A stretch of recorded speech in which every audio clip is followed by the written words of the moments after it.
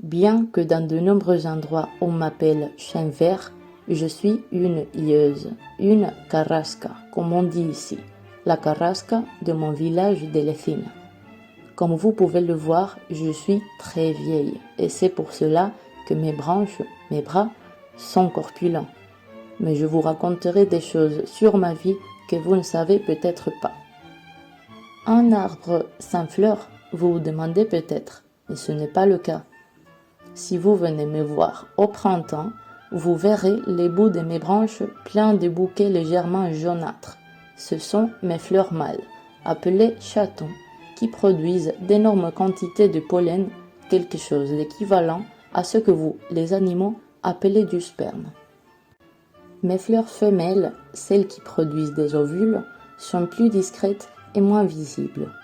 Puis le vent, au printemps, les pulvérise avec le pollen libéré par le chaton pour féconder ainsi les ovules qui, un mois plus tard, deviendront des glands. Et que dire des no-glands? Nos glands sont comme les œufs des oiseaux. Ils portent un petit embryon et le reste du matériel nutritif pour qu'ils se nourrissent jusqu'à ce qu'il ait sa propre racine et ses propres feuilles. Et aussi comme les œufs, il est protégé par une enveloppe qui l'empêche de se déshydrater et de s'abîmer. Très peu de nos glands donnent un arbre, car la plupart d'entre eux sont mangés par d'autres animaux. Mais ce n'est pas une honte pour nous, car nous en produisons beaucoup. Et nous nous sentons heureux lorsqu'on entend les troupeaux de moutons ou d'autres animaux manger nos fruits, car ils nous laissent leurs excréments qui sont très bons pour la terre. Et avez-vous réfléchi à la façon dont nous nous nourrissons? En réalité, notre alimentation est très simple. Nos racines recherchent dans le sol de l'eau et une très petite quantité de sel dissous. Puis on la fait monter jusqu'à nos feuilles, dans mon cas jusqu'à la hauteur de 18 mètres. Un système sans cœur qui émerveille les humains. Et nos feuilles sont merveilleuses.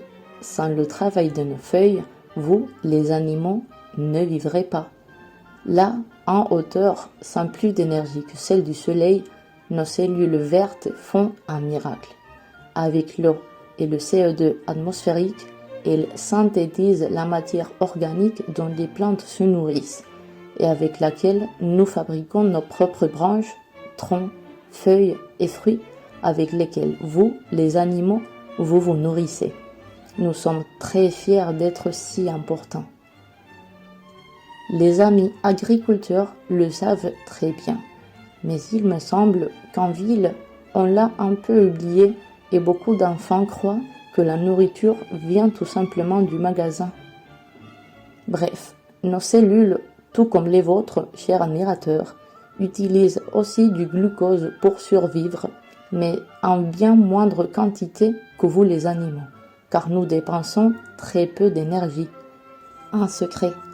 Savez-vous pourquoi nous, les chiens verts, sommes si forts? Regardez, nos feuilles ont très peu d'eau, et ainsi nous vivons dans des conditions arides où d'autres végétaux ne subsistent pas. Mais elles sont aussi dures et petites. Elles résistent à la chaleur et quand vient l'hiver, elles résistent aussi au froid et ne gèlent pas. Et quand le printemps arrive, nous n'avons pas besoin de faire de nouvelles feuilles car nous avons conservé celles des années précédentes. Comme vous voyez, on est des plantes très austères qui ne gaspillent rien. Vous, les humains, devriez bien apprendre quelque chose de nous. Mais avant de se dire au revoir, laissez-moi vous parler des choses de ma jeunesse.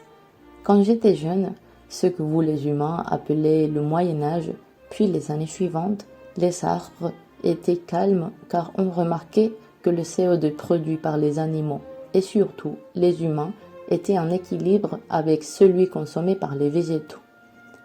Car les combustibles qu'ils utilisaient étaient des végétaux et que le CO2 ainsi libéré était celui que les arbres avaient capturé auparavant. Mais depuis ce que vous appelez un siècle à peu près, vous vous êtes mis à brûler du pétrole. C'était déjà trop, car nous ne sommes plus capables d'absorber tout ce que vous rejetez dans l'atmosphère. Je ne sais pas ce qui se passe, mais on voit que le climat change. On a plus chaud qu'avant et on a aussi plus soif. Nous sommes inquiets, car à cause de vous, nous risquons tous de passer de très mauvais moments. Faites quelque chose et faites-le bientôt. Et j'étais déjà très vieux quand j'ai passé quelques années avec beaucoup de peur, car j'entendais les bûcherons qui coupaient des chênes verts pour faire du charbon du bois, et je pensais qu'un jour ce serait mon tour. Je me souviens encore de la voix de Nicolas Sarasanthe, mon gardien, se disputant avec eux pour me protéger et se mettant aussi en colère contre ceux qui voulaient grimper sur mon tronc.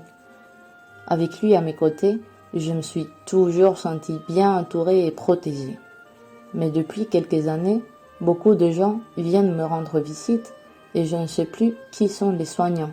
Mais Nicolas me manque. Profitez de cet endroit paisible, de mon ombre et de ma beauté.